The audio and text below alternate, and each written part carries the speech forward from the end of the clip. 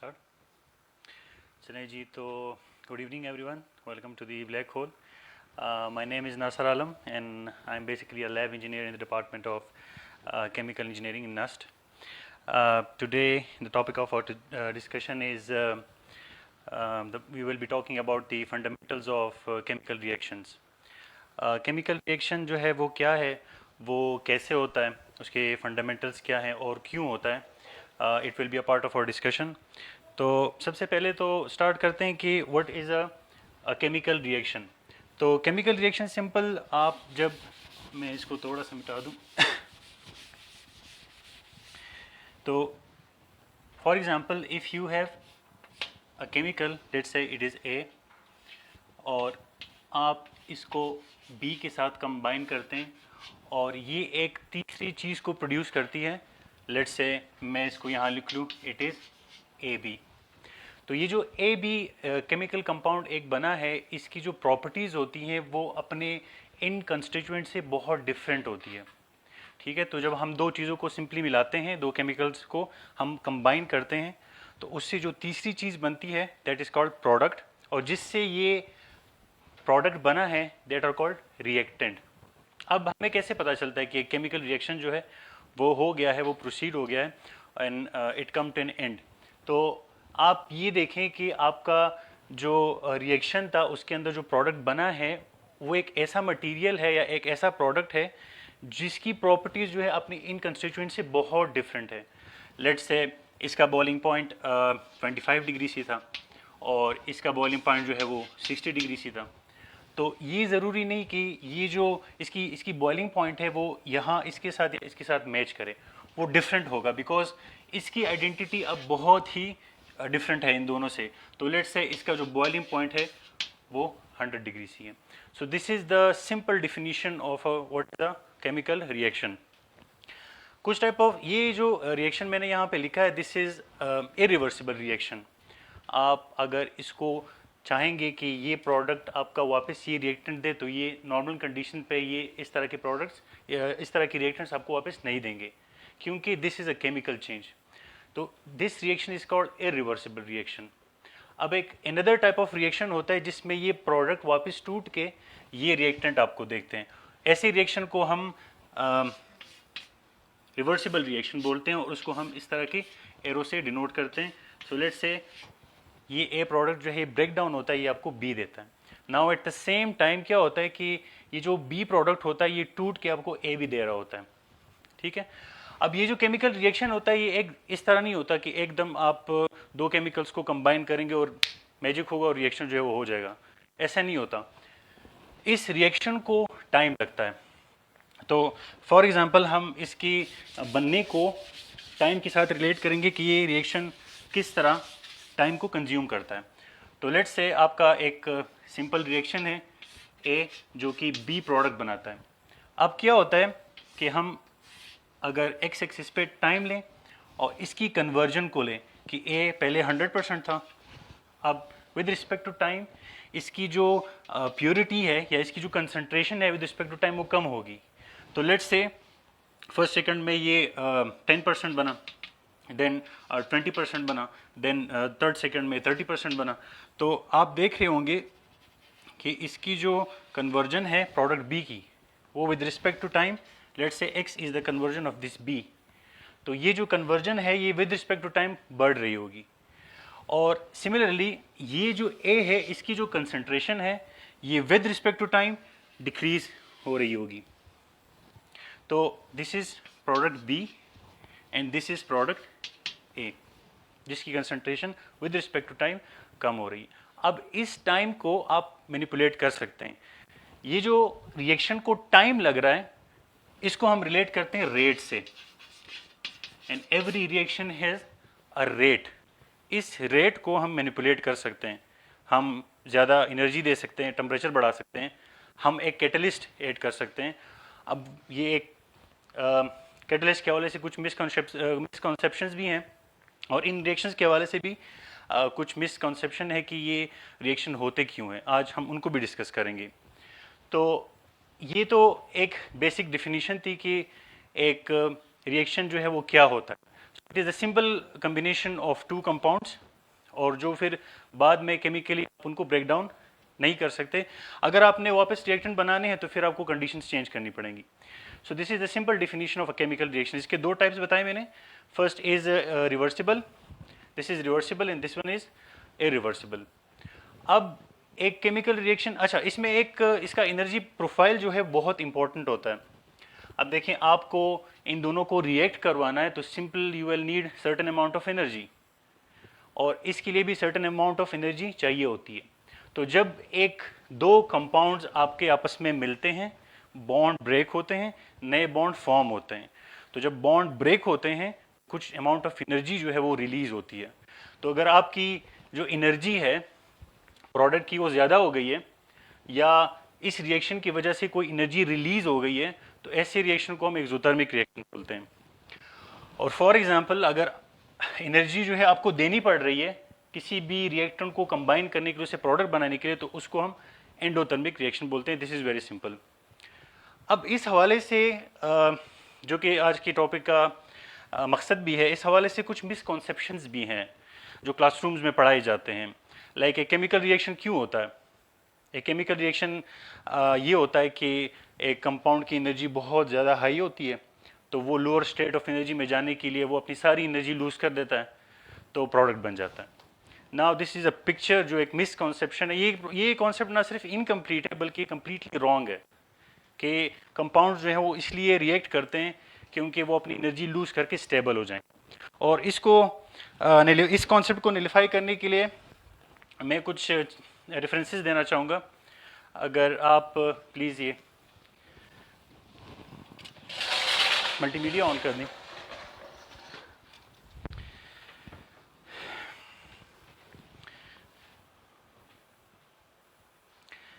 तो सबसे पहले हम इस चीज़ को डिस्कस करेंगे कि हमारे क्लासरूम्स के अंदर जो है कॉन्सेप्ट क्या है, और ख़ासकर जो खैबर पख्तूनख्वा की टेक्स्ट बुक्स हैं केमिस्ट्री की, उसमें क्या कॉन्सेप्ट है, इस हवाले से एक केमिकल रिएक्शन क्यों होता है। तो आप ये स्टेटमेंट आपको नज़र आ रहा है, पढ़ सकते हैं। ये बहुत ही एक सिंपल कॉन्सेप्ट इन्होंने दिया हुआ है कि every system in the universe tends to lower its energy in order to attain the stability. तो हर एक केमिकल रिएक्शन इसलिए होता है क्योंकि एक मॉलिक्यूल ने या एक कंपाउंड ने स्टेबिलिटी गेन करनी होती है और वो अपनी एनर्जी को लूज़ कर लेता है।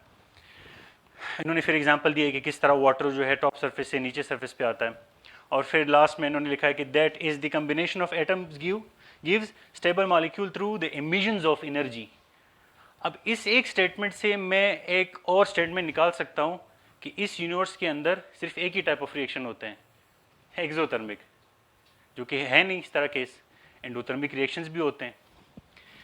तो इसको नलिफाई करने के लिए सबसे पहला पॉइंट तो यही आ गया कि इसके मुताबिक अगर रिएक्शन हो वो स्टेबिलिटी गेन करे और एनर्जी लूज करे, तो सबसे पहला जो सबसे ज़्यादातर रिएक्शंस है या जो यूनिवर्स में जितने भी सारे रिएक्शंस होते हैं वो एक्सोथर्मिक होते हैं। They can decrease their energy by combining with other atoms in form a chemical bond. तो ये कॉन्सेप्ट जिस तरह मैंने बताया, ये कॉन्सेप्ट ना सिर्फ गलत है, ये इनकम्प्लीट भी है और गलत भी है, कम्प्लीटली रॉन्ग। अब अगर ये कॉन्सेप्ट गलत है तो मैंने आपको बताया कि मैंने कुछ रेफरेंसेस आपको देने हैं। फर्स्ट, आप इस सिंपल रिएक्शन को एज्यूम करें। इस रिएक्शन में क्या हो रहा है, this is a reversible reaction. इसमें आपका NO2 जो है वो N2O4 में कन्वर्ट हो रहा है। इस कंडीशन पे आपको ये प्रोडक्ट मिल रहा है। So this is product. ये एक पिस्टन है, ये एक सिस्टम है, इस सिस्टम के अंदर ये पिस्टन है, ये प्रोडक्ट है आपका। ये प्रोडक्ट आपको चाहिए। इस प्रोडक्ट को मैं दो तरीक़ों से अचीव कर सकता हूँ। कैसे? फर्स्ट ऑफ ऑल मैं स्टार्ट करूँ लो प्रेशर NO2 से, मैं रिएक्टेंट लूँ और उसको लो प्रेशर पे रखूँ। अब आप देखें इस सिस्टम के अंदर ये जो पिस्टन है ये ऊपर है, इसका मतलब है इस सिस्टम के अंदर अच्छी खासी एनर्जी है जिसने इस पिस्टन को उठाया हुआ है। तो अगर मैं ये करूं और प्रेशर भी लो है, तो अगर मैं प्रेशर को लो करूं तो क्या होगा, यहाँ से एनर्जी चली जाएगी। यहाँ पे एनर्जी ज़्यादा है, मैंने एनर्जी निकाल दी, तो ये पिस्टन यहाँ पे आ गया, आपका प्रोडक्ट फॉर्म हो गया 1 atm पे। दिस इज ले शटल प्रिंसिपल। आप जब एक साइड पे प्रेशर या टेम्परेचर को वेरी करते हैं, अगर आप रिएक्टेंट साइड पे करते हैं तो आपका प्रोडक्ट जो आपका जो रिएक्शन है वो फॉरवर्ड की तरफ जाएगा। अगर आप फॉरवर्ड पे प्रेशर बढ़ाते हैं तो आपका बैक आएगा। अब आप देखिए यहाँ पे मैंने एनर्जी निकाल दी, इसको मैंने कूल कर दिया, मैंने एनर्जी निकाल दी। तो ये तो वो कॉन्सेप्ट जो मैंने आपको पहले बताया कि since it will lose its energy, तो ये आपका प्रोडक्ट बन जाएगा। तो इसने ये तो ठीक है, यहाँ तक तो ठीक है कि एनर्जी लूज हुई और ये प्रोडक्ट जो है आपका बन गया। तो यहाँ पे केस भी यही है कि रिएक्टेंट ने एनर्जी लूज की, वो स्टेबल हो गया। इस प्रोडक्ट को मैं एक और तरीके से भी बना सकता हूँ। बीइंग ए केमिकल इंजीनियर हमारा ये काम होता है कि हम प्रोडक्ट को एक तरीके से नहीं बनाते, हम डिफरेंट टाइप ऑफ स्टेप्स लेते हैं और उस प्रोडक्ट तक पहुँचते हैं। तो हम प्रोडक्ट से भी स्टार्ट कर सकते हैं, लेकिन प्रोडक्ट में क्या है, यहाँ ये प्रोडक्ट जो है हाई प्रेशर पे है। ये यहाँ पे देखिए इसकी एनर्जी जो है इससे कम है, लेकिन अगर आप इसको देखें तो इसकी एनर्जी जो है इससे ज़्यादा है। क्यों? क्योंकि यहाँ पे पिस्टन बहुत नीचे आया हुआ है, इसका मतलब बहुत अमाउंट ऑफ एनर्जी मैंने ऑलरेडी इसे निकाल दी है। तो इसको इस स्टेट में लाने के लिए हम क्या करेंगे, हम एनर्जी देंगे। अब जब एनर्जी हम देंगे तो आपका ये प्रोडक्ट कौन सी एनर्जी में है, इट्स लोअर इन एनर्जी, और मैंने बताया कि इसकी एनर्जी क्या है, वो ज़्यादा है। तो आपका जो प्रोडक्ट है वो लोअर एनर्जी रिएक्टेंट से बना। सो ये एक केस आ गया कि हर एक रिएक्शन में ये नहीं होता कि प्रोडक्ट जो है या रिएक्टेंट जो है वो एनर्जी लूज करता है और प्रोडक्ट बनता है। इस केस में आपने देखा कि ये एक रिएक्टेंट है जिसकी एनर्जी बहुत कम है, इसने एक ऐसे प्रोडक्ट को बनाया जिसकी एनर्जी रिएक्टेंट से ज़्यादा है। अब अगर ये कॉन्सेप्ट फॉर एग्जांपल आपको समझ में नहीं आया तो I have another example. This is ammonium chloride. इसकी जब डिसोसिएशन होती है तो ये एमोनिया और HCl बनाते हैं। अब आप अगर इस डायग्राम को ना भी देखें, if it is confusing you, आप इस रिएक्शन को भी देख सकते हैं। इस रिएक्शन के अंदर क्या है, आपका जो एमोनियम क्लोराइड है वो सॉलिड फेज में है, और आपका जो एमोनिया है एंड HCl है that are in gaseous state. तो यहाँ से तो साफ पता चल रहा है कि गैसियस स्टेट जो होते हैं वो ज़्यादा अनस्टेबल होते हैं, और ये चूँकि आयनिक कंपाउंड है तो ये सॉलिड भी है, क्रिस्टल्स हैं, तो यहाँ पे ये ज़्यादा स्टेबल है। तो आप देख सकते हैं कि आपके ज़्यादा स्टेबल वाले कंपाउंड ने एक ऐसे प्रोडक्ट को बनाया जो लेस स्टेबल हैं। तो हमें इस कॉन्सेप्ट को अबंडन करना पड़ेगा कि रिएक्शन इसलिए होते हैं क्योंकि जो लेस स्टेबल कंपाउंड है वो खुद को स्टेबल करने के लिए रिएक्शन करते हैं और लेस स्टेबल प्रोडक्ट बनाते हैं। अब आप देखें कि इस NH4Cl सॉलिड और इसके प्रोडक्ट में एनर्जी का कितना डिफरेंस है, प्लस 176 किलोजूल पर मोल का डिफरेंस है। इतनी एनर्जी, अमाउंट ऑफ एनर्जी आप देंगे तो वो प्रोडक्ट बनेगा। ये बहुत लो एनर्जी स्टेट में है, वो बहुत ही हाई एनर्जी स्टेट में है। अच्छा, यहाँ पे एक चीज़ कंफ्यूज की जाती है, ये इंथैल्पी।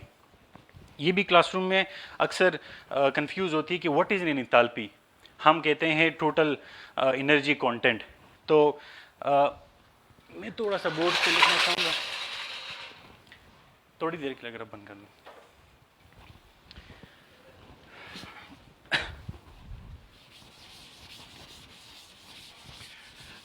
मैं अभी बताना ये चाह रहा हूँ कि जो इंथैल्पी आपकी होती है वो कहाँ पे इम्पोर्टेंट होती है। तो फॉर एग्जांपल आपका एक सिस्टम है और इस सिस्टम के अंदर गैसेस हैं, गैसियस प्रोडक्ट हैं। अब आपने एक अमाउंट ऑफ हीट इसको दी, तो यहाँ पे क्या होगा, ये गैस एक्सपेंड होगी। एक तो ये जो हीट आपने दी है ये इस सिस्टम की इंटरनल एनर्जी को बढ़ाएगा, और इसके बाद क्या होगा, ये इस सिस्टम के अंदर क्योंकि वॉल्यूम चेंज हो गया, गैस एक्सपेंड हो गई, तो आपका वॉल्यूम चेंज आया, इस वजह से इसमें वर्क डन भी होगा। अब एक और सिस्टम को लेते हैं, इसके अपोजिट ये वैसे ये कांस्टेंट प्रेशर पे, यहाँ पे जो प्रेशर है वो कांस्टेंट है, वॉल्यूम सिर्फ चेंज हुआ है। यहाँ पे मैं एक और सिस्टम को लेता हूँ जहाँ पे वॉल्यूम चेंज नहीं होगा, यहाँ पे प्रेशर चेंज होगा, वॉल्यूम जो है वो कांस्टेंट होगा। तो मैंने यहाँ अमाउंट ऑफ हीट दी कुछ, अब इसकी इंटरनल एनर्जी, और लेट्स सपोज ये एक इनकम्प्रेसिबल लिक्विड है, तो आपको पता है कि अगर हम लिक्विड को हीट दें तो उसकी डेंसिटी में इतना ज़्यादा डिफरेंस नहीं आता, वो इतनी एज कम्पेयर टू गैस वो उतना ज़्यादा एक्सपेंड नहीं होता। अब क्या होता है, यहाँ पे वर्क डन भी है, इस हीट की वजह से इस सिस्टम की में वर्क डन भी हुआ, यहाँ पे इंटरनल एनर्जी भी बढ़ी। तो बजाय इसके कि मैं वर्क डन के लिए और इंटरनल एनर्जी के लिए अलग अलग बात करूं। मैं क्या करता हूं, इन दोनों को प्लस करके मैं इसको एक ही नाम देता हूं for simplicity, that is enthalpy. तो जहां पे भी इंथैल्पी का कॉन्सेप्ट आता है उसका मतलब है वहां पे एक्सपेंशन हुई है और we are talking about volume change.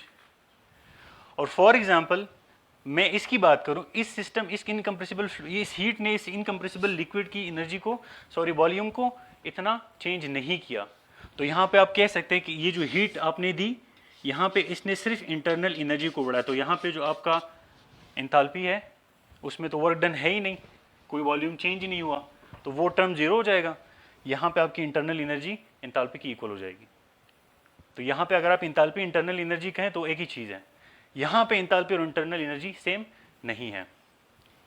वैसे ये डिफाइन इस तरह होता है कि total content, total energy content, total energy content का ये मतलब होता है कि internal energy change plus work done. अब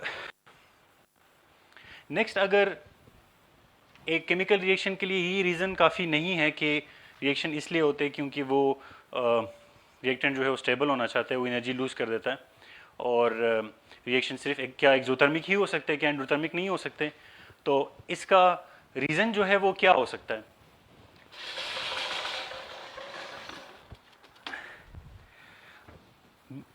इससे पहले कि मैं आगे बढ़ूं, I want to ask the audience कि क्या आपने पढ़ा है अब तक कि एक केमिकल रिएक्शन जो है वो क्यों होता है, अगर stability is not the reason, या आपको क्या पढ़ा गया है क्लासरूम के अंदर?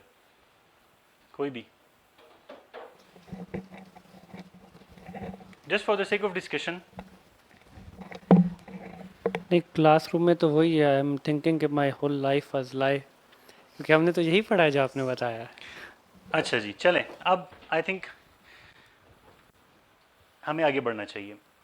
तो why do chemical form bonds, why do we have chemical reaction, is due to the second law of thermodynamics. It is the reason आपके केमिकल कंबाइन होते हैं, and it is the reason कि आपकी chemical combine हो के अक्सर ऐसा होता है कि वो प्रोडक्ट भी नहीं बनाते। सेकंड लॉ ऑफ थर्मोडायनामिक्स, अगर आप केमिस्ट्री की टेक्स्ट बुक्स को उठा लें तो ज़्यादातर जो पढ़ाई जाती हैं, जो एकेडमिक बुक्स हैं, उसमें केमिस्ट्री के अंदर एंट्रोपी का कोई जिक्र नहीं होता, और उसका जो केमिकल रिएक्शन का वाहिद रीज़न है कि वो होता क्यों है, it is second law of thermodynamics, जिसको हम लॉ ऑफ एंट्रोपी भी कहते हैं। तो लॉ ऑफ एंट्रोपी क्या कहती है? In a spontaneous process, the entropy of the universe will always increase. This is simple mathematical explanation of the second law of thermodynamics. इससे पहले एक और लॉ भी आती है। वो लॉ कौन सी है? वो फर्स्ट लॉ है। वो क्या बताती है? वो आपको एक गुड न्यूज़ देती है कि जो भी एनर्जी इस यूनिवर्स के अंदर है, जो भी तवानाई इस यूनिवर्स के अंदर है, वो कभी ज़ाया नहीं होगी, और ना आप एनर्जी को क्रिएट कर सकते हैं। ये बहुत ही सिंपल डिफिनीशन है फर्स्ट लॉ की। इसका ये मैंने क्यों कहा कि एक गुड न्यूज़ है, क्योंकि आपकी एनर्जी है तो इट्स अ गुड न्यूज़ कि आप वो ज़ाया नहीं कर सकते। ठीक है, वो कभी ख़त्म नहीं होगी, ज़ाया नहीं, ख़त्म नहीं होगा, क्रिएट भी नहीं कर सकते। लेकिन सेकंड लॉ ऑफ थर्मोडायनामिक्स में जो स्टेटमेंट है वो आपको बैड न्यूज़ सुनाती है कि जो एनर्जी, जो आपकी तवानाई है, वो इस यूनिवर्स में है तो सही, लेकिन वक्त के साथ उसकी यूज़फुलनेस जो है वो कम होती चली जाएगी। आप अपनी गाड़ी में 10 लीटर्स ऑफ पेट्रोल डलवाते हैं, तो आप जो 10 लीटर का पेट्रोल होता है वो सारा आपकी गाड़ी को चलाने में काम नहीं आता, सफिशेंट अमाउंट ऑफ एनर्जी वो ज़ाया हो जाती। ठीक है, so this is because of entropy. Every spontaneous process जो होता है उसकी पीछे ये एक ही टर्म है जिससे आप उस प्रोसेस को एक्सप्लेन कर सकते हैं, उसके बारे में डिस्कशन कर सकते हैं, दैट इज एंट्रोपी। और entropy of the universe will always increase, ये इस लॉ का स्टेटमेंट है। अब एंट्रोपी बहुत ही पहले तो एंट्रोपी को डिफाइन कर लेते हैं, आप में से बहुत सारे लोगों को पता भी होगा। Entropy is the randomness of energy. Energy की इस यूनिवर्स में, ये यूनिवर्स इन उसूलों से के साथ बना है कि जो आपकी एनर्जी है वो वक्त के साथ स्प्रेड आउट होती है। मुझे अक्सर लोग इसको इस तरह डिफाइन करते हैं कि entropy is the randomness of energy. Start में जब एंट्रोपी पढ़ रहा था तो मुझे ये कॉन्सेप्ट समझ में नहीं आ रहा था, तो मैंने अपना एक डिफिनीशन जो है वो सोच लिया था जहन में। It is the tendency of energy to spread out. Energy तब यूजफुल होती है जब वो कंसंट्रेटेड फॉर्म में होती है। जब एनर्जी एक जगह से दूसरी जगह ट्रांसफर होती है तो वो स्प्रेड आउट हो जाती है, वो उस तरह यूजफुल नहीं होती जिस तरह पहले कंसंट्रेटेड फॉर्म में थी। ठीक है, सो आप देखिए ये आइस है, इस आइस को आप एनर्जी देते हैं, इसके एटम्स इस तरह बिल्कुल ऑर्डर स्टेट में है, तो ये ऑर्डर बहुत ज़्यादा है यहाँ पे हाई ऑर्डर है, इंट्रोपी बहुत लो है। इसका मतलब है इसके अंदर जो एनर्जी है वो बहुत कंसंट्रेटेड फॉर्म में है, बहुत यूजफुल फॉर्म में है। अब जैसे जैसे आप क्या करेंगे, आप टेम्परेचर या एनर्जी देंगे तो ये आइस जो ये मेल्ट होना शुरू हो जाएगा। अब यहाँ पे ऑर्डर है लेकिन ऑर्डर थोड़ा सा डिस्टर्ब हो गया है, और यहाँ पे एंट्रोपी मॉडरेट है in between gases and solid ice. अब जब आप मजीद एनर्जी देंगे तो वो रेंडमनेस बढ़ जाएगी, एंट्रोपी बढ़ जाएगी, और एनर्जी जो आपकी है वो स्प्रेड हो जाएगी। तो ये जो इफेक्ट है इसको हम एंट्रोपी कहते हैं। ये जो प्रोसेस हुआ, तो यूनिवर्स का हर एक प्रोसेस इंक्रीज इन एंट्रोपी के डायरेक्शन में होता है। आप देखिए हमारे यूनिवर्स में टाइम एक ही डायरेक्शन में फ्लो करता है, इसकी वजह भी एंट्रोपी है।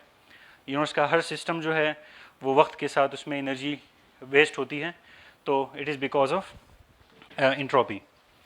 अब आप देखें कि एंट्रोपी का ये बहुत ही एक सिंपल मैथमेटिकल डिस्क्रिप्शन है कि entropy is equals to the entropy change in surrounding plus entropy change in system, it will always be greater than zero. और इसका जो बहुत ही सिंपल फार्मूला है, एक को अगर हम उठाएंगे that is delta S is equals to delta Q और टी। ये जो टी है इसको मैं थोड़ा सा एक्सप्लेन करूं। अच्छा, ये एंट्रोपी इतनी यूजफुल है कि ये आपको बताती है कि एक प्रोसेस क्यों होता है, why the way a process happen. और या आप यूं कह लें कि फॉर एग्जांपल मैं इस आइस की तरफ वापस आता हूं। आपने देखा होगा कि आइस जब फ्रीज होती है कौन से टेम्परेचर पे होती है? 0 डिग्री सी पे। ये स्पॉन्टेनियसली होती है। आप वाटर लेंगे, उसको फ्रिज में रखेंगे तो आपको इंटरवेंशन करने की जरूरत नहीं पड़ेगी। This is a spontaneous process. Non spontaneous तब ये होगा जब आप बार बार इंटरवीन करेंगे आइस को बनाने के लिए। आप इंटरवीन नहीं करते, आप एक दफ़ा आइस एनर्जी कम कर देते हैं, उससे जितनी सारी हीट है वो निकाल देते हैं, तो वाटर से आइस बन जाता है। अब क्वेश्चन ये है कि ये जो आइस है ये -5 डिग्री सी पे या 0 डिग्री सी पे ही क्यों फ्रीज होती है? ये 10 डिग्री सी पे क्यों फ्रीज नहीं होती? ये 20 डिग्री सी पे क्यों फ्रीज नहीं होती? तो ये एक बहुत बेसिक क्वेश्चन है जिसका आंसर एंट्रोपी में है। कैसे?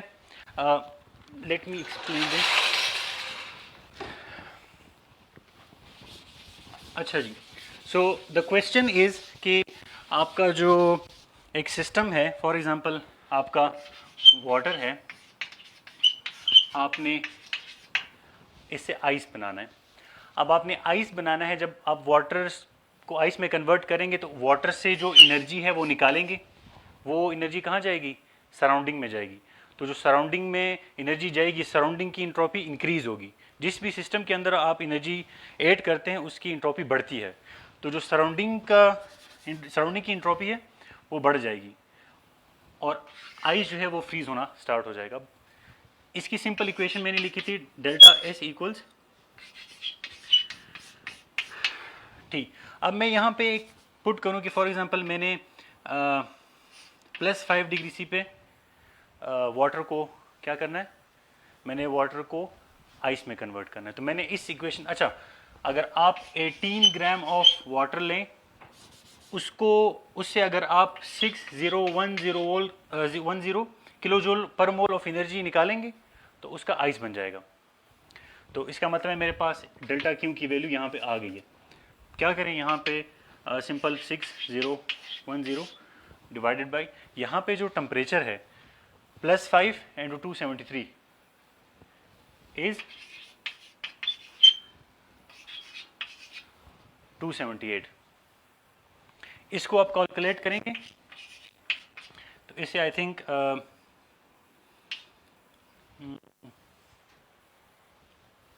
इससे कितना बनेगा? +0.4। एक दफ़ा अगर कोई रीचेक कर लें, +0.4। अच्छा,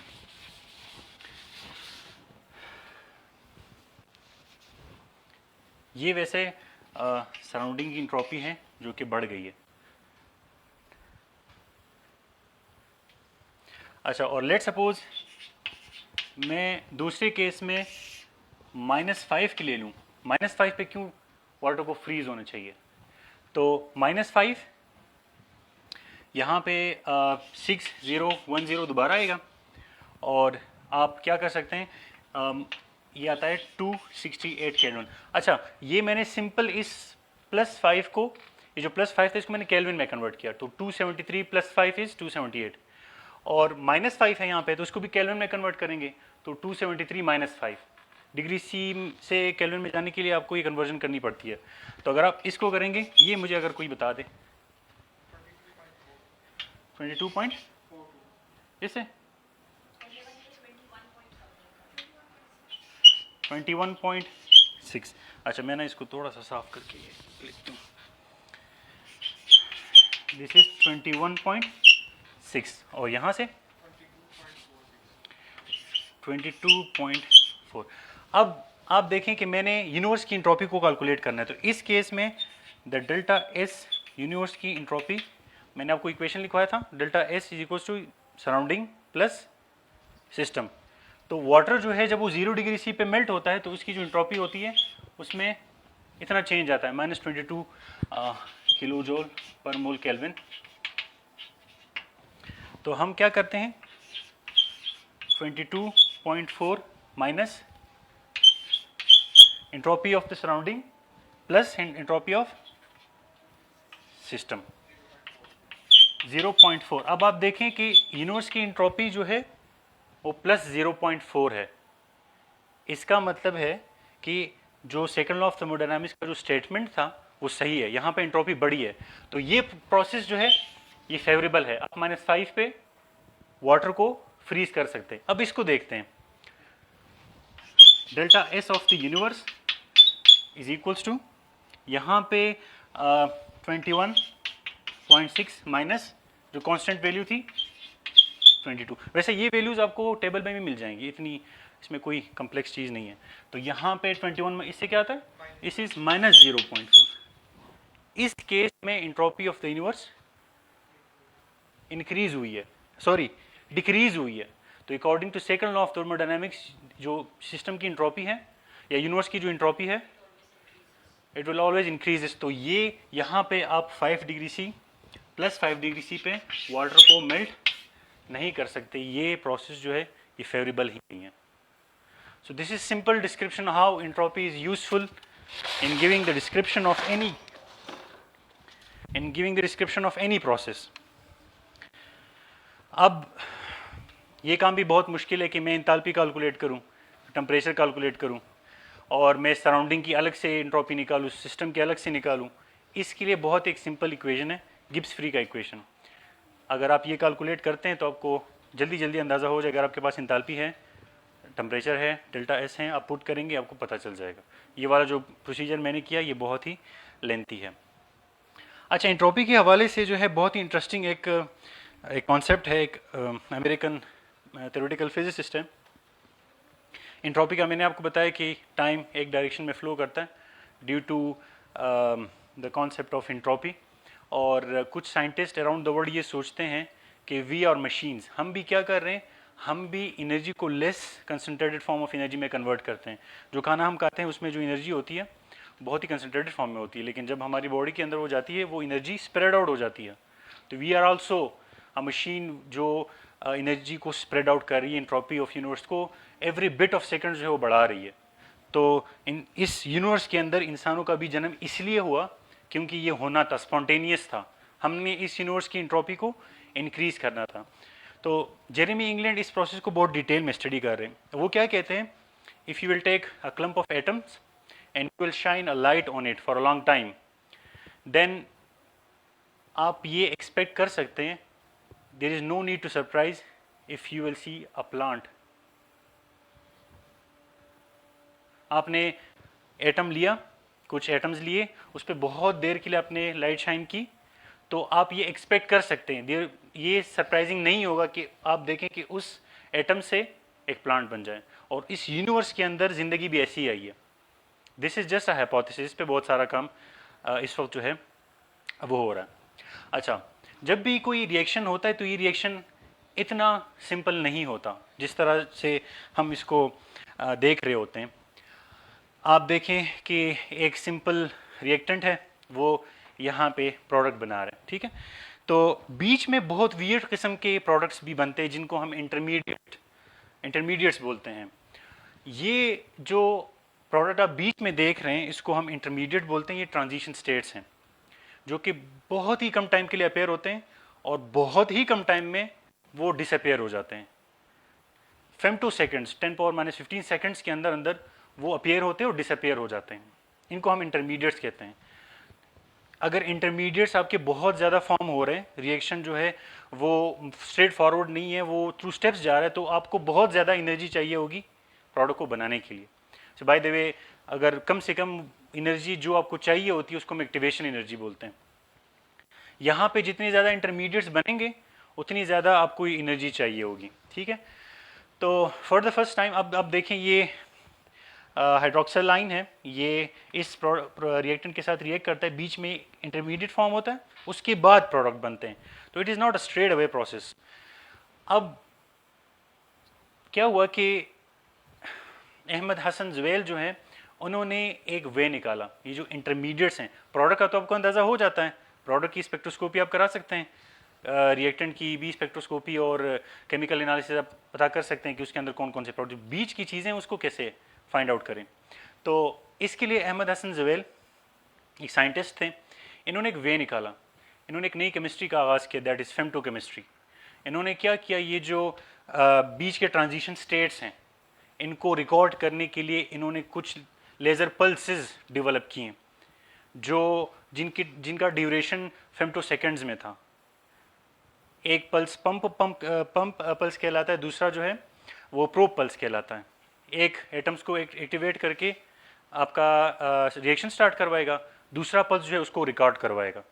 तो इसने बहुत सारे इंटरवल्स के अंदर कुछ चीज़ें रिकॉर्ड की जिसे हम ट्रांजिशन स्टेट्स कहते हैं, और उनका एक रिकॉर्ड बनाया। तो हमें अब इस वक्त बहुत अच्छे से पता है कि रिएक्शन के अंदर इंटरमीडिएट किस तरह होते हैं और उनको जो है हम टैकल कैसे कर सकते हैं, उनको कम कैसे कर सकते हैं। डिफरेंट टाइप ऑफ रिएक्शंस होते हैं, मल्टीपल रिएक्शन होते हैं, सीरीज, पैरेलल। तो इसने एक न्यू वे निकाला कि how we can study transition states in between the product and reactant. अच्छा, अब नेक्स्ट जो कॉन्सेप्ट है ये बहुत ही इंटरेस्टिंग चीज़ है।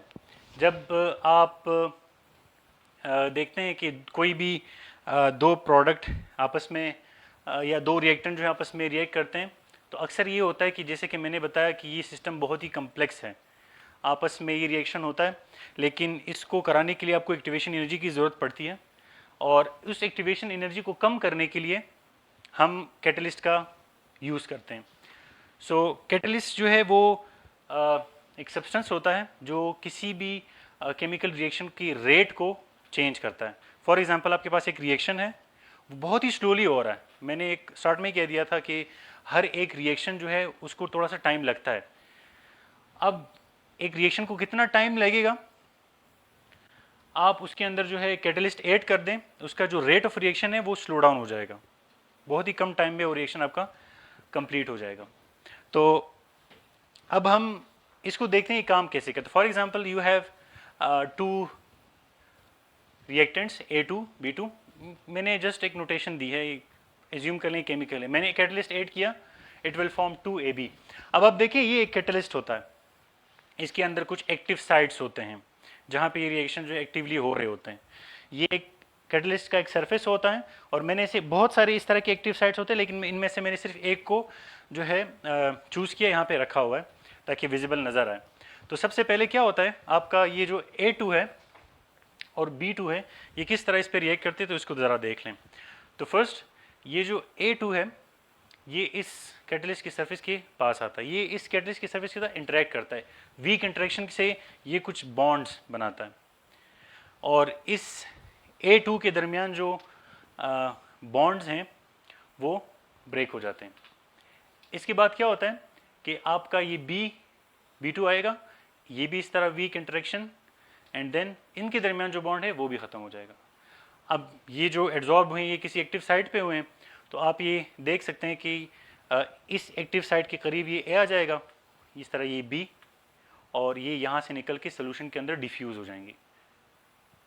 इसी तरह से ये दूसरा ए आएगा, बी आएगा, ये किसी एक्टिव साइट पे इंटरेक्ट करेंगे एंड ये भी सोल्यूशन में डिफ्यूज़ होके ए बी।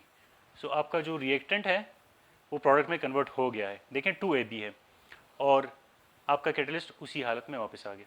सो कैटलिस्ट एक ऐसा मीडियम होता है जो एक रिएक्शन की रेट को मैनिपुलेट करता है without involving in the reaction. Sorry, involve तो होता है बट रिएक्ट नहीं करता, उसकी फिजिकल चेंज, उसमें कोई केमिकल चेंज नहीं आती। So this was the simple picture of why do we have chemical reaction. मैं काफ़ी चीज़ें सजेस्ट करूँगा टू दी गवर्नमेंट भी और जो स्टेक होल्डर्स हैं कि जो, क्योंकि जो केमिस्ट्री की बुक्स और फिज़िक्स की बुक्स आजकल हैं वो बुक्स हैं जो मेरे पेरेंट्स भी, जिन्होंने, मेरे पेरेंट्स ने भी उन्हीं बुक्स को पढ़ा था। मैं भी, अब मेरे भाई ने उन्हीं बुक्स को पढ़ा था, मैं भी उन्हीं बुक्स को पढ़ रहा हूँ। तो होना ये चाहिए कि इन कॉन्सेप्ट्स को थोड़ा सा रिवाइज कर दें और नई चीज़ें ऐड कर दें। अनफॉर्चुनेटली बुक्स के अंदर सिर्फ ग्राफिक्स चेंज होती हैं, कंटेंट जो है वो यही रहता है। So I hope you get all this concepts, and अगर आपका कोई क्वेश्चन हो तो प्लीज़ आप पूछ सकते हैं।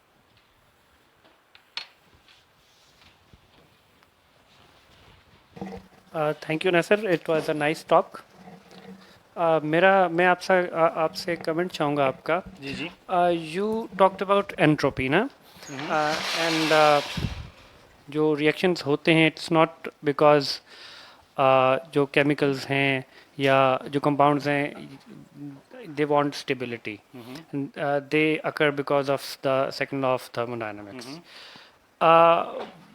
What would you comment के ये जो process of life है, because you talked about it, like amino acids and जो basic building blocks हैं, they are very abundant, and they are already at high entropy state, and they clump together and form a self-replicating molecule which forms a cell and higher organism, and the process of evolution happens. And isn't it the violation of second law of thermodynamics?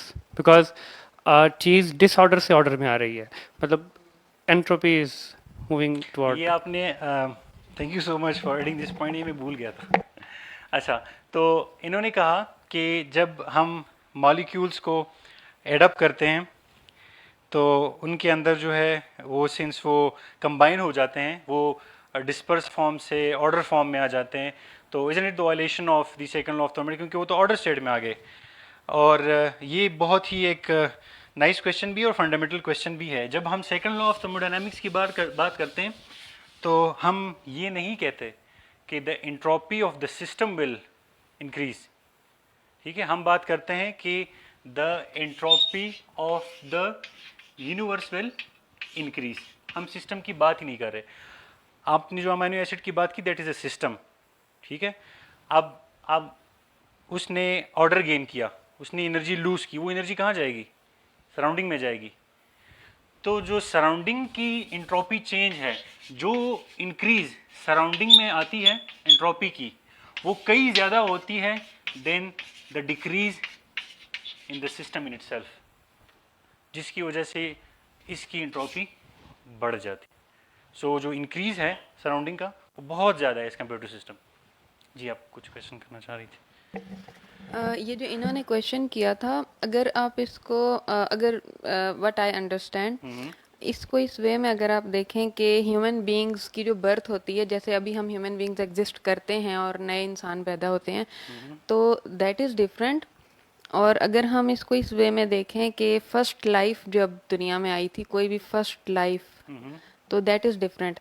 अभी तो ये वाली चीज़ applicable है, जैसे एक freezer में हम जो है हीट वैसे हीट हॉट से कोल्ड की तरफ ट्रैवल करेगी, लेकिन हम उसको बाय फोर्स जब कोल्ड से हॉट की तरफ ट्रैवल करवाते हैं तो हम एक्सटर्नली एंट्रोपी को कहीं ज़्यादा इंक्रीज करते हैं जितना वो डिक्रीज हो रही है। और ह्यूमन की एग्जिस्टेंस को भी हम देख सकते हैं कि एक लाइफ ओवरऑल जो है एंट्रोपी इंक्रीज ही हो रही है। लेकिन जो फर्स्ट लाइफ है कि कोई लाइफ एग्जिस्ट नहीं कर रही, जो फर्स्ट लाइफ आएगी उसमें हम ये सोच सकते हैं कि life is something very ordered.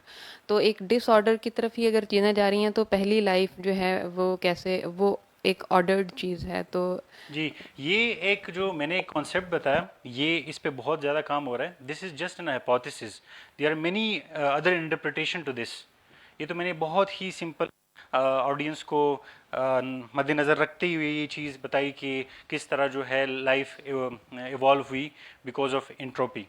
लेकिन जो इसका बेसिक आंसर बनता है वो यही बनता है कि जो यूनिवर्स की इंट्रोपी है वो एज़ कम्पेयर टू जो सराउंडिंग की इंट्रोपी है, जब एनर्जी ऐड होती है तो वो कहीं ज़्यादा होती है देन दी सिस्टम इटसेल्फ। ये तो एक बिल्कुल सिंपल डिस्क्रिप्शन है, लेकिन जो हाइपोथेसिस इन इटसेल्फ है वो बहुत ही कम्प्लेक्स है, उस पर बहुत सारा काम अभी हो रहा है। एक चीज़ मैं ऐड करना चाहूँगी कि ये मैंने कहीं पढ़ा था आई थिंक कि जो लाइफ इटसेल्फ है, लाइफ की एग्जिस्टेंस की वजह से यूनिवर्स के अंदर अगर लाइफ ना होती और लाइफ है तो कंपैरेटिवली लाइफ के होने की वजह से इंट्रोपी के इंक्रीज होने का जो रेट है वो बहुत इंक्रीज हुआ है। मतलब इंट्रोपी इंक्रीज होना जो है it speeds up because of existence of life. तो प्रोबेबली अगर हम इसको देखें कि यूनिवर्स में अगर लाइफ आई तो शायद वो इंट्रोपी को इंक्रीज करने के लिए I in this way. Exactly, this is the same thing what I just said कि साइंटिस्ट ये सजेस्ट करते हैं, उनके ये हाइपोथेसिस हैं कि यूनिवर्स के अंदर जो लाइफ एग्जिस्ट करती है वो इसलिए है क्योंकि ये every human is a bit of machine which is adding extra amount of energy to this surrounding. और ये सराउंडिंग की, और सिर्फ हम ह्यूमंस नहीं, जो जो भी लिविंग थिंग्स हैं, इसमें प्लांट्स भी आते हैं, जो कि एवरी बिट वो सराउंडिंग के अंदर, यूनिवर्स के अंदर इंट्रोपी को इंक्रीज़ कर रहे हैं। और एक चीज़ जो आपने बताई वो कि एक रेफ्रिजरेटर या एसी या जो भी हम यूज़ करते हैं एक एक्सटर्नल सोर्स लगाते हैं। आप देखें कि जो अक्सर ये हम यूज़ करते हैं, हम एक कॉन्सेप्ट यूज़ करते हैं कि why don't we have a system. एक फॉर एग्जांपल एक हॉट ऑब्जेक्ट है और एक जो है आपका कोल्ड ऑब्जेक्ट है, इन दोनों के दरमियान हीट ट्रांसफ़र होगा, ठीक है, दिस इज़ क्वाइट ऑब्वियस। तो यहाँ से जो है हीट ट्रांसफ़र होती है यहाँ पे। क्या ऐसा कभी हो सकता है कि ये रिवर्स हो, ये प्रोसेस कोल्ड से ये हॉट में आए? ये इम्पॉसिबल नहीं है, बल्कि the correct word is improbable. इसकी प्रोबेबिलिटी इतनी ज़्यादा कम है कि हम कहते हैं कि नहीं, इस तरह नहीं हो सकता। वैसे इम्पॉसिबल नहीं है, ये इम्प्रॉबेबल है। जो एंट्रोपी की डिफिनीशन हम पढ़ाते हैं वो तो बहुत ही सिंपल है, लेकिन अगर आप क्वांटम लेवल पे जाएं तो entropy is the number of way in which a system can arrange it's components. This is a correct definition. ये मैं आपको एक इक्वेशन यहाँ पे लिख दूँ कि delta S is equals to K N natural log of W. ये मेरी फेवरेट इक्वेशन है और इसी में ही एंट्रोपी की एक बेस्ट डिस्क्रिप्शन है। मेरे ख्याल से अगर किसी को कॉन्सेप्ट ऑफ एंट्रोपी समझाना हो तो वो इस इक्वेशन का यूज़ करे। बट ये बहुत ही कॉम्प्लिकेटेड है ऑन क्वांटम लेवल। आपके इसमें जो है क्वांटम अरेंजमेंट्स एक कंपोनेंट्स के कितने हो सकते हैं वो आप इस इक्वेशन से W पुट करेंगे, आपको एंट्रोपी का पता चल जाएगा।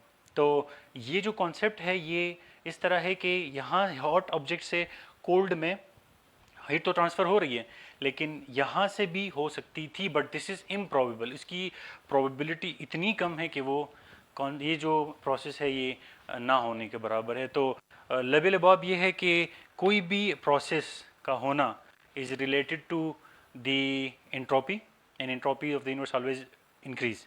दिस इज़ नॉट कि, और ये सिर्फ आप फिजिकल प्रोसेस के लिए नहीं यूज़ करते हैं, इसको हम केमिकल रिएक्शन के लिए भी यूटिलाइज कर सकते हैं। और मैंने आपको बुक से एक रेफरेंस दिया, आप अगर फर्स्ट ईयर, सेकंड ईयर और BS की बुक्स देख लें तो उसमें बहुत ही कम डिस्क्रिप्शन होती है एंट्रोपी की, वो पढ़ाई भी कम जाती है। The only way you can conduct reaction is due to the increase in entropy, और ये एंट्रोपी ही आपको बता सकती है कि एक प्रोसेस फेवरेबल है, वो यूनिवर्स के अंदर हो सकता है या वो नहीं हो सकता, इसकी जो कंप्लीट डिस्क्रिप्शन है वो आपको सेकंड लॉ ऑफ थर्मोडायनामिक्स बताती है।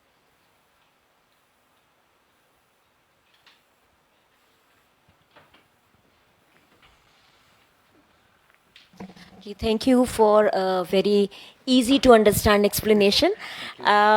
Just wanted to know, आपने जिक्र किया कि जो है बुक्स चेंज होनी चाहिए, उस पर आप काम कर रहे हैं. What steps do you think we as general public can take to support that? According to me ये काम जो है ये स्टेट का है, रियासत का है कि इन चीज़ों को रिवाइज करें। बुक के लास्ट में कुछ ईमेल्स दी होती हैं, मैं तो ईमेल्स ही करता रहता हूँ जब भी इस तरह का कोई कॉन्फ्रेंस हो जो निसाब के हवाले से हो, तो हम अपना पॉइंट जो है वो ज़रूर एडप करते हैं। सिर्फ ये एक कॉन्सेप्ट नहीं है, बहुत सारे ऐसे कॉन्सेप्ट्स हैं जो जिनको मज़ीद एक्सप्लेन करने की हमें ज़रूरत है। और it also this is the responsibility of a teacher in a classroom also कि वो अगर वो डिस्क्रिप्शन नहीं भी है तो वो बच्चों को जो है वो लाजिमी पढ़ाई। अब मुझे इस लेक्चर को देने की ज़रूरत इसलिए पड़ गई क्योंकि जब भी हम कोई केमिकल रिएक्शन किसी बोर्ड पे ड्रॉ करते हैं तो बच्चे जो है घबरा जाते हैं। आप आज भी अगर सर्वे करें तो फिज़िक्स, मैथ्स, केमिस्ट्री से स्टूडेंट्स बहुत ज़्यादा घबराते हैं। हालांकि आप देखें कि ये कॉन्सेप्ट कितने कॉन्सेप्चुअल हैं, कितनी इजी टू अंडरस्टैंड हैं, but of course it depends on the content and the way you teach it.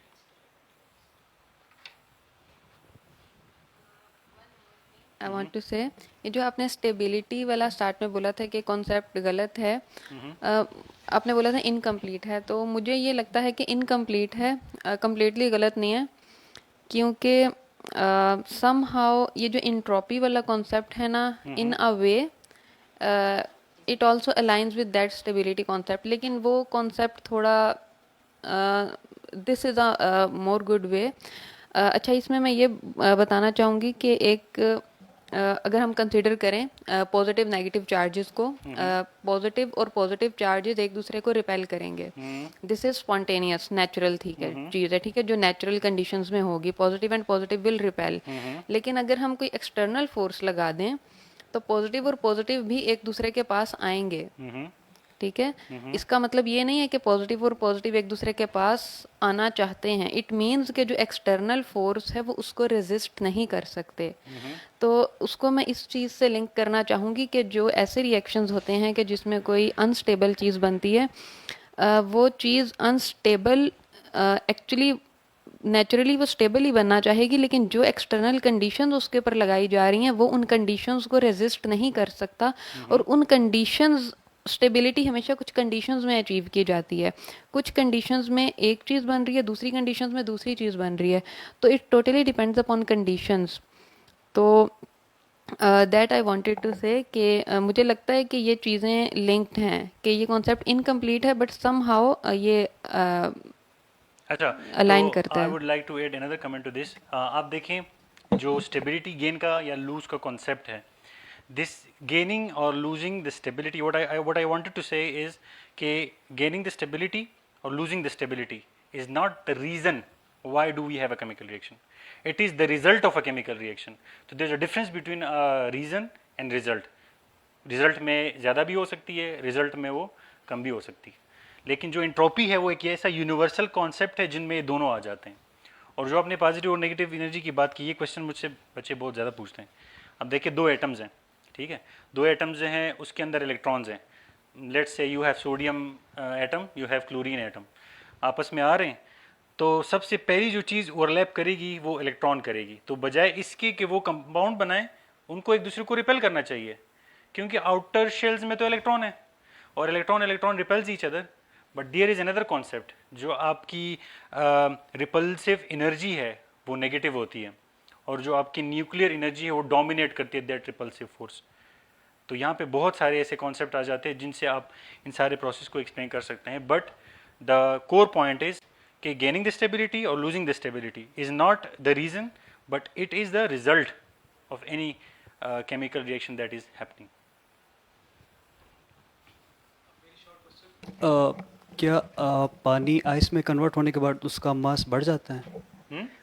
पानी जो है वो आइस में कन्वर्ट होने के बाद उसका मास बढ़ जाता है, क्योंकि लास्ट टाइम मेरा वाटर बॉटल फट गया था फ्रीज़र में।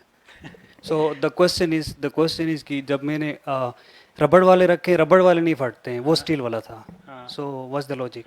अच्छा, यहाँ पे एक इफेक्ट आता है, ये तो केमिस्ट्री का एक बहुत ही बेसिक कॉन्सेप्ट है, एनॉमलस बिहेवियर हम कहते हैं। जब आइस आप बनाते हैं तो उसका जो मटेरियल की प्रॉपर्टीज़ होती हैं वो लिक्विड वाटर से कई डिफरेंट होती हैं, ठीक है। तो आपका स्टार्ट में क्वेश्चन क्या था, सॉरी? आइस पानी आइस में कन्वर्ट हो मास जाता में है। कोई चेंज नहीं आता। देखिए आइस, हाँ, मास, तो लॉ ऑफ कंजर्वेशन ऑफ मास को कैसे हम वायलेट कर सकते हैं? ये भी एक लॉ ही है ना, कि आपका जो जितना अमाउंट ऑफ वाटर आपने रखा था उसका मास इन केजी उतना ही होगा। तो अगर आप कहते हैं कि मास में कोई चेंज आया तो ये भी नहीं हो सकता, क्योंकि there will be violation of law of conservation of mass. But जो आपने कहा कि पड़ जाता है, वो डिपेंड करता है डेंसिटी ऑफ वाटर के ऊपर। वाटर का एक इफेक्ट है जिसको हम एनॉमलस बिहेवियर कहते हैं। वाटर में जो आइस होता है, बनता है, उसकी प्रॉपर्टीज़ वाटर, लिक्विड वाटर से कई डिफरेंट होती है। जो वॉल्यूम एक आइस गेन करता है, आपने देखा होगा कि जो आइस होता है वो वाटर के सरफेस के ऊपर फ्लोट कर रहा होता है, ठीक है। तो डेंसिटी वाटर की डेंसिटी से बहुत कम होती है। लेकिन सोचने वाली बात यह है कि जब मैं रबड़ वाले बोतल में रखता हूँ ना, तो वो नहीं फटते हैं। वो वाला जो बोतल था वो स्टील का था, एंड वो ब्रेक डाउन हो गया था। सॉरी, इसका तो आइडिया आई डोंट नो कि इसका रबड़, लेकिन हाँ ये एक इफेक्ट तो हो सकता है, बट आप अगर उसको वाटर के साथ लिंक कर रहे हैं then I don't have any concept about that. लेकिन एक्सपेंशन का मैंने आपको बताया, वाटर में तो एक एनॉमलस बिहेवियर है। जो स्टील वाला है उसकी मटेरियल प्रॉपर्टी डिपेंड करती है, ठीक है। जो टेंसाइल स्ट्रेसेस होते हैं स्टील के अंदर, वो उतने ज़्यादा रबड़ जो है वो आप एक्सपेंड कर सकते हैं। It can accommodate more volume. और मैंने आपको बताया कि जो वाटर है वो अगर लिक्विड में है तो वो एक अलग उसका वॉल्यूम होता है, लेकिन जब आप उसको आइस में कन्वर्ट कर देते तो उसका वॉल्यूम जो है वो अलग होता है, ठीक है। तो जो आइस होती है वो जब आप रबर में रखते हैं तो थर्मल एक्सपेंशन भी एक चीज़ है, ठीक है। अब जो स्टील या जो भी मेटल है उसके अंदर इतनी ज़्यादा हाँ फ्लेक्सिबिलिटी शायद ना हो, तो that could be the reason. जी, और कोई क्वेश्चन?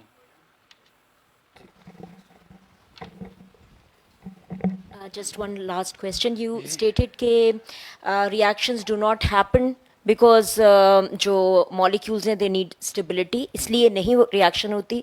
तो फिर reactions nature में क्यों होती हैं? What's the reason then? उसकी रीज़न जो मैंने एक्सप्लेन किया, दैट इज़ एंट्रोपी। ये इस यूनिवर्स के लॉज हैं, ये इसके उसूल हैं कि यूनिवर्स इस तरह बनी है कि हर एक प्रोसेस जो है वो इंक्रीज इन एंट्रोपी डायरेक्शन में जाएगी, ठीक है। अब ये एक क्वेश्चन बनता है कि why there is an entropy. Now ये एक ऐसा क्वेश्चन है जो फिजिक्स वाले इसको ज़्यादा देख सकते हैं, और आज तक मुझे नहीं पता चला कि why do we have entropy in this universe. अगर एंट्रोपी ना होती तो क्या होता। यही वजह है कि आप एक परपेचुअल मशीन जो जिसको विदाउट एनर्जी आप चला सकते, आज तक नहीं बनी।